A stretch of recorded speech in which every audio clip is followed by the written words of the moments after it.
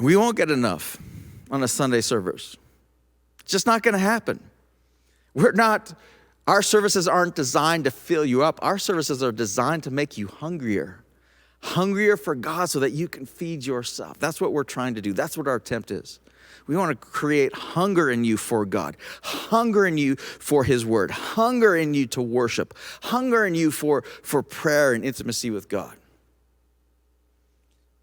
So let's not become high chair Christians where we go to church when it makes us feel good, or we go to church when we can look important, or we go to church content only when things are going our way.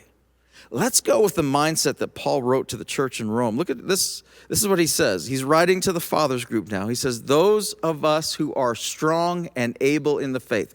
He's not writing to the newborns. He's not writing to the little children. He's writing to the young men and to the fathers. He says, those of us who are strong in the word and able in the faith. He's talking to us, those of us who are more mature in this, need to step in and lend a hand to those who falter. And not just to do what is most convenient for us.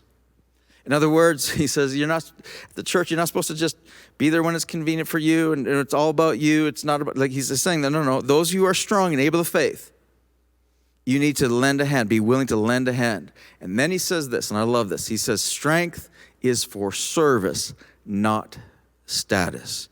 Strength is for service, not status. Each one of us needs to look after the good of the people around us, asking ourselves, how can I help? Just imagine. Paul wrote this to the church in Corinth. He says, the problem with you, Corinthian church, is that you don't have enough fathers. In other words, you don't have enough strong people in you showing up and saying, how can I help? Not what can I receive? Not, I'm not getting fed enough. Not that. He says, no. He says, you don't have enough fathers. And of course, you're not going to be able to grow and mature and make disciples when it's dependent on a father or a few fathers or a few staff doing that work for you. No. He says, you don't have enough fathers. All of us are to mature and get to the place where we can look after the people around us. Imagine if we could all come to church.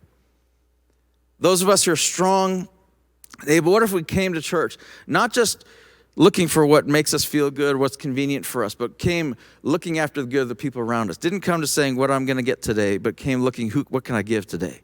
Imagine if, who could I pray for? Who could I help? Who could I bless? Who needs an encouragement?